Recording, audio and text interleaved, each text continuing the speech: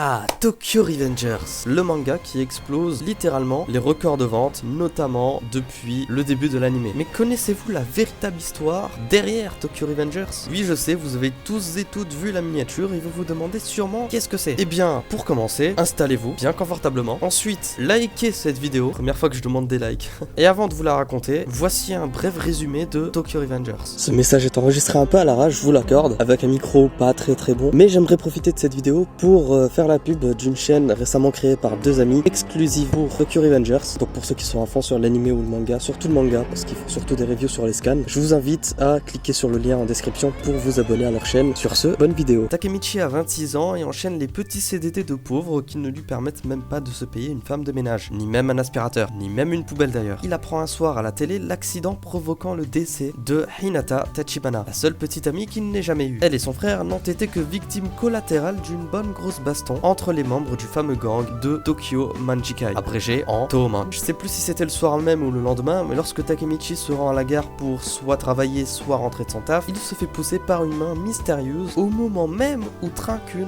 arrive. On pourrait croire qu'elle a été tuée, mais il a plutôt remonté le temps jusqu'à son année de 5ème, lui rappelant sa grosse crête blonde de gros kikou. Et blabla, il va en profiter pour sauver Hinata, tout ça, il pourra même revenir dans le présent, etc.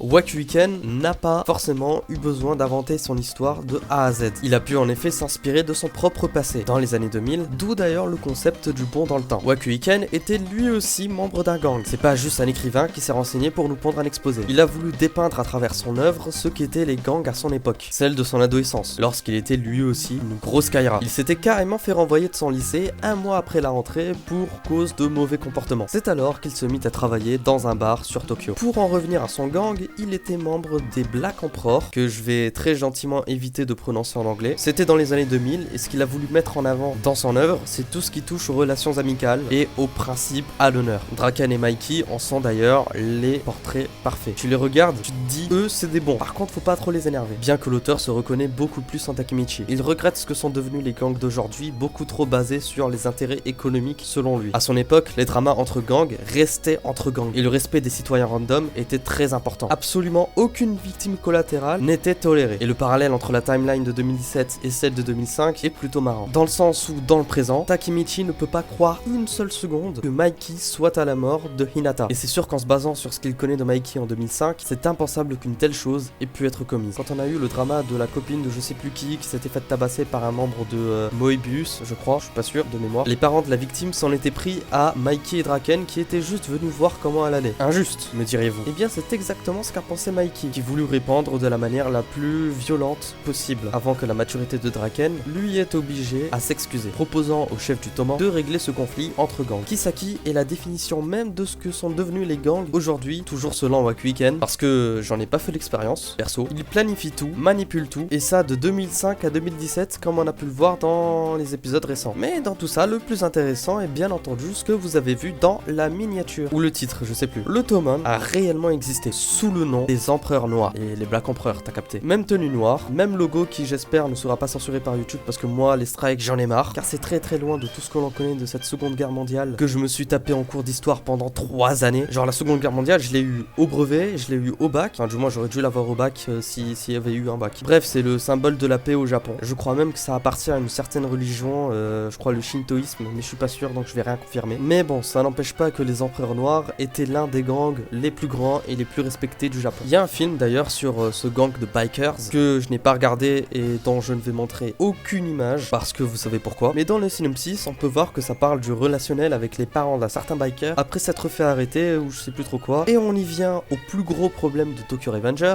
où sont les parents. Ah, je kiffe mes transitions, elles sont tellement bien travaillées. Mais calmons-nous. Mes problèmes avec Tokyo Revengers, on en parlera dans une autre vidéo. Le groupe était plus ou moins composé d'enfants abandonnés ou orphelins. Et non, ça n'excuse pas le plus gros problème de Tokyo Revengers dont on a parlé juste avant. Après, j'ai d'autres problèmes avec les choix de l'auteur. Depuis quand faut impérativement être blond pour être considéré comme stylé? Même en 2005. Sérieusement, ils ont tous la même teinture. C'est abusé. Sauf Badji, mon perso préféré pour certaines raisons.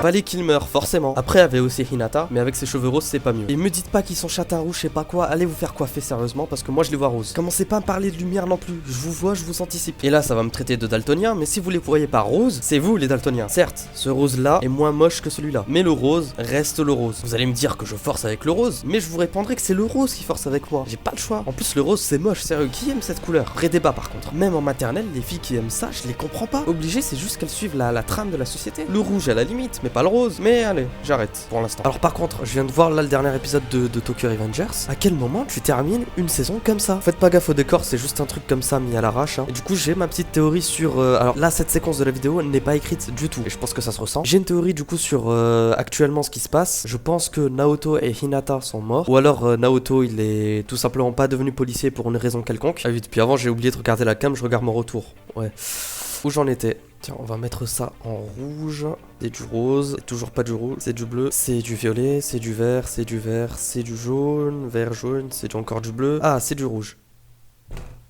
Et du coup j'ai une autre théorie, alors soit il y a le cliffhanger habituel, cliché dans les animés où on nous met un écran noir avec le son du coup de feu, et en fait c'est pas Kisaki qui a tiré sur Takemichi, mais quelqu'un d'autre qui a tiré sur Kisaki pour en fait protéger Takemichi, ou alors Takemichi est bel et bien mort, encore une fois, et du coup il va encore remonter dans le temps. Et encore un truc, à quel moment quand t'es jeune, t'as la peau un peu mate, métisse et tout, et quand tu grandis, ça y est, t'as la peau blanche, tranquille, t'as changé de truc, t'as évolué, tu t'es éclairci, ouais, c'est quoi le problème? Bon voilà, c'est la fin de cette parenthèse, je vous laisse avec la suite et fin de la vidéo. Ça parle de valeurs et de principes, mais ça a quand même fracturé dans ce gang au bout d'un moment, parce que des membres avaient soif de pouvoir et de rébellion contre le gouvernement japonais. Encore un parallèle avec le manga, puisque le cœur même de l'histoire réside dans le cœur brisé du Toman, qui a provoqué l'accident en 2017 et blablabla et blablabla. C'est pour ça que Takemichi se donnera corps et âme pour modifier le passé et changer le destin de chacun. Enfin bon, par contre là c'est une fraude le mec, hein. T'es capable de survivre à tous les coups du monde, mais contre Valhalla tu m'as déçu frérot. Tout ce qui se passe, t'as juste à t'interposer vite fait pour changer les choses, et toi non. Et me sors pas que t'as peur, t'es dans un shonen et t'as connu la mort. Sois inspirant un minimum quand même, sachant qu'au début de la bataille tu t'étais cru dans une armée à foncer comme ça comme un porc, criant de toutes tes forces comme si ton but c'était de tuer des gens. Y'a contradiction un peu là. Ton seul palmarès dans une saison entière, ça a été de se faire transpercer la main en voulant protéger des gens et dire que ton auteur se reconnaît en toi. En tout cas, si les furieux au Japon c'était mieux avant, aujourd'hui ils sont beaucoup moins puissants et manquent d'importance dans la société japonaise. J'en ai pas fini avec Tokyo Revengers, je crois que c'est la troisième fois que je le dis, mais merci d'avoir regardé cette vidéo, salut.